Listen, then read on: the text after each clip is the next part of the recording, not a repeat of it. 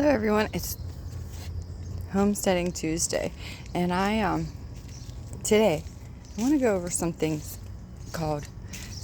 that I haven't touched yet. Let's talk about learning how to collect seeds. So we have the garden.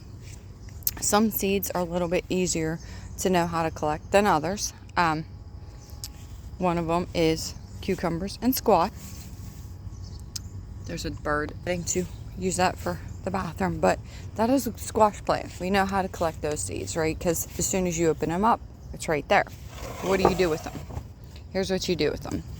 You take them, you wash them off, get all the slimy or whatever stuff off, and then you actually will take them and dry them out. Make sure you mark what they are, because I have not done that a couple of times and forgot what I did. But you can do that with tomatoes, cucumbers, pumpkins, squash.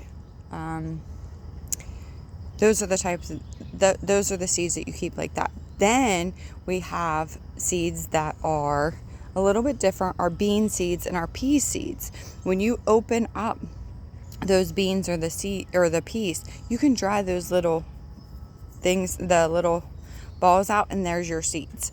I'll show you in a minute. But let's go over some things that are a little bit harder to figure out on our own. Here's a bee balm. This is the flower, how pretty. It's starting to die. Where it died, this is actually the seed pod. So there's seeds inside here. So I'm going to have to dry this out to get the seed. Actually, this is a new one. So this one I'm going to have to take and get the seeds. I'm sorry, no, that's an old one. That's a seed pod. See the seeds? The little brown things? Okay, so that's a seed pod. They're actually inside here. Now we have other things like lettuce, broccoli, things like that. Those are a little bit different. Here's some broccoli that's actually starting to seed. So this is the broccoli here. If you don't pick it when it's at the right time, then it goes to here. And then these little things, guys, here are starting to turn into seed pods. So you get a flower first, just like this. This is endive. I have a flower. And then these are the seed pods. So what do? I dry this out. You'll dry that pod out, and then you'll open it up, and that's the seeds. So I have enough endive seeds for a long time because I let mine go to seed. It's not that difficult. The hard part is making sure you label it and you don't mix them up so you don't lose them. I have some fennel here too. This is starting to seed. See that flower in the fennel? That flower, when it dries out, actually turns to a seed. And then you take the seed, when the flower starts drying out, you take it and you'll have your seed. So just continue to let it dry out. Those ones you don't have to rinse off, but you can let them dry. Let them dry, and then let them dry, and then you'll have your seed. Let's go do a pea real quick. I'm going to open one up for you. I have just a couple stragglers that actually are only going to seed because it's not enough pea to actually eat. When you got 3 or 4, it's a good thing to use as a seed. If you don't need seeds now, they're available, that's fine. I suggest learning how to do this, even though you don't need them. Learn it, because someday you might need it. The other thing is too, gardening can be a little expensive. So if you can cut any costs, even if it's a seed, it's going to help. There's only 4 seed companies available, 11 places that produce our food. That's not good statistically. One seed place goes down, we're in trouble. Now that's for the die-hard farming. We can order seeds from other places too, though. Okay, look, this pea up. Oh, I lost one. Green beans are the same way. Open it up. This is the pea. I'm just gonna put this in. I have a bowl. I'm gonna stick it in a bowl, and if I don't eat it first, I'm gonna stick it in a bowl, let it dry out, and then I have seeds for next year. Pretty cool, huh? It's not that hard. The hardest part is, especially for me with beans, is harvesting enough that I have seeds for next year, plus I have beans for this year, because we eat a lot of green beans. But that's my struggle, because we eat so many other things. We're okay. Sorry, I had a bug on my foot. Start learning how to do seeds, though, because one day you might need it. Not only that, heirloom seeds that are yours, that you keep regrowing, are better and stronger and healthier than most that you buy other places, especially the store. So start learning how to keep seeds, whether it's just the easy ones, the pumpkins or the squash, or if you want to go into the pods, just start doing it. Start trying something new, and have a happy seed adventuring. And remember, this is going to be a lot stronger than the ones you get from most stores, unless you get from a heirloom company. If you get from the regular store, the seed that you keep is going to be a lot better. Now, I'm not going into potatoes and that. It's a whole different thing, and I did a potato video.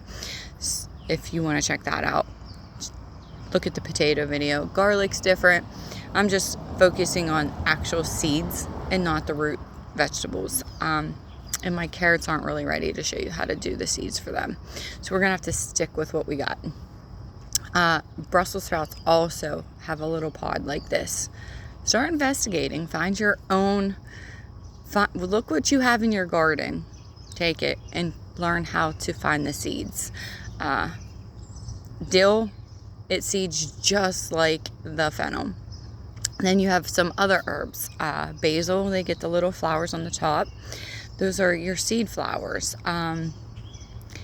Oregano, thyme, they get the little flowers. Those are your seed flowers, and the seeds are behind them. It's actually pretty cool when you start investigating this. Even if you don't know if you're going to use your seeds, start exploring just to see how cool seeds really are and where they come from with certain plants. And I encourage you, take whatever's in your garden and learn how to find the seeds and keep some. You might need them someday. Things are getting a little hairy out there, and I do highly encourage you to start gardening, start learning how to keep seeds, start learning how to can, start learning how to preserve.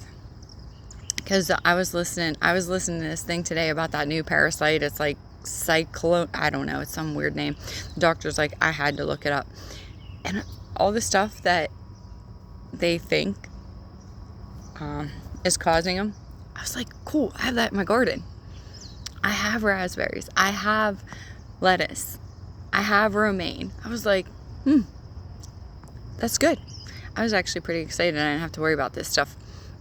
So it's things like that that are reasons that are also beneficial to you gardening. You don't have to worry about them parasites that are going around the lettuce in the store, because I got my own. I don't need to worry about the store stuff.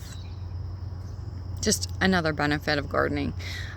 But learn how to garden. Learn how to keep your seeds. Learn how to preserve. It's so important. These things we've lost. Like my grandma, and we all know, my grandma's 104 years old. She'll be 105 soon here.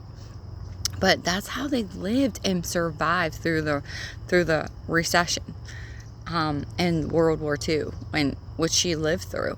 Is they gardened, they canned, they preserved their food, they kept their seeds. Like, my dad had seeds. I don't know, he could still possibly have them. He had seeds that were still going from when my grandma was little.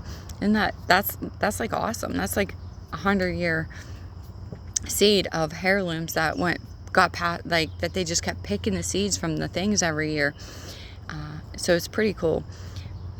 Try to learn. If anything, start with a tomato. You cut a tomato open, it's so easy. All the seeds are right there. You just got to rinse them off. Peppers, cut them open. They're right there. Those are your seeds. Now, sometimes the store stuff doesn't work as good, but once in your garden, start keeping your seeds, even if it's peppers or tomatoes, and go into the squash or the pumpkins or the zucchini or cucumbers, eggplant. I don't know what else you have. Once you get into, start there. Once you get into like the cabbage and the Brussels sprouts and the lettuce, and sometimes it's a little bit harder, but learn how to do it. Go on a new adventure. Don't stop yourself from learning. There's so much power in knowledge. Even the Bible says, the truth shall set us free. You don't know the truth if you don't learn the truth. And the truth is, you don't have to buy them seed packets. You don't have to spend money on seeds. I know I spend quite a bit on seeds still, and I know how to. I'm just starting to get seeds, but for myself, but I do spend quite a bit on seeds, and now I'm praying that I don't have to spend as much. But learn something new in your garden. Keep planting, keep going. If you have any questions, let me know. I'm just learning myself, but I'll help you if I know the answer. If not, we'll do trial and error together. But I will see you all later. Have a blessed day and a blessed week, and welcome to Tuesday homesteading. Enjoy your garden today. It's going to be a hot one. I'll talk to you later.